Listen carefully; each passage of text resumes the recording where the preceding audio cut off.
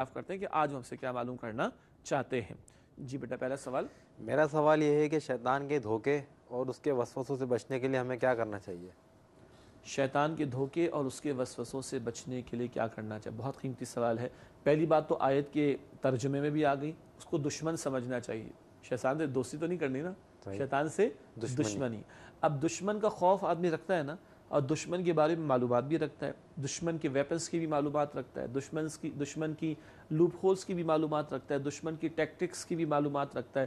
تو ہم بھی تلاش کریں کہ شیطان کہاں کہاں سے آئے گا، کون کون سے ڈیرے ڈالنے کی کوشش کرے گا، اور کس کس طریقے سے ہمیں ورغلانے کی کوشش کرے گا۔ جا بجا قرآن کریم میں تذکرہ ہمیں ملتا ہے۔ ایک تو یہ معلومات کرنی چاہیے، سیکھنا چاہیے۔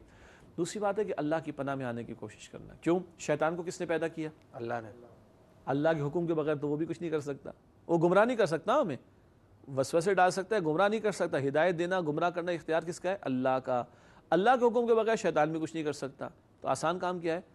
اللہ کے سامنے روئے، اللہ سے مانگے، اللہ تو بچا لے، میں تو اس کا مقابلہ نہیں کر سکتا۔ پھر جیسے کہ ذکر آیا کہ سورۃ الفلق اور سورۃ الناس کی تلاوت کا معمول بنائیں۔ سورۃ الفلق میں وہ شرور جو باہر سے حملہ کرتے ہیں ان کا تذکرہ ہے، اور سورۃ الناس میں وہ شرور، شر کی جمع شرور، سورۃ الناس میں وہ شرور جو اندر سے حملہ کرتے ہیں، الذی یوسوس فی صدور الناس، وسوسے ڈالنے والا، ان سے بچنے کی دعا سکھائی گئی۔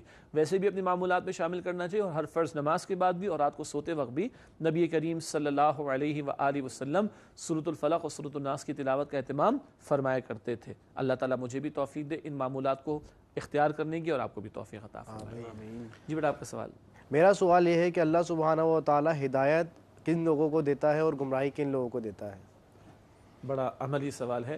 اللہ کس کو گمراہ کرتا ہے، کس کو ہدایت دیتا ہے؟ اچھا پہلی بات، اللہ تعالیٰ جو چاہے سو کرے، ہے نا، جس کو چاہے بخش دے، جس کو چاہے عذاب دے، جس کو چاہے گمراہ کرے، جس کو چاہے ہدایت دے۔ یہ تو اختیار کل اللہ کا، اور اللہ پر کوئی کوشچن نہیں ہو سکتا۔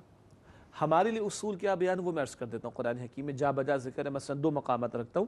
سورہ شورى کی آیت نمبر 13 ہے۔ سورہ شورى کی آیت نمبر 13 میں اللہ نے فرمایا یہدی الیہ من ینیب، اللہ ہدایت اس سے دیتا ہے جو اللہ کی طرف رجوع کرنے والا ہو، جس کے دل میں طلب و تڑپ ہوگی، وہ اللہ کے حضور جھکے گا، مانگے گا، اور اب شو کرے گا کہ اللہ مجھے ہدایت چاہیے، اللہ مجھے ہدایت چاہیے، اہدنا الصراط المستقیم۔ تو جو اللہ کی طرف رجوع کرے گا اللہ اس کو ہدایت دے گا۔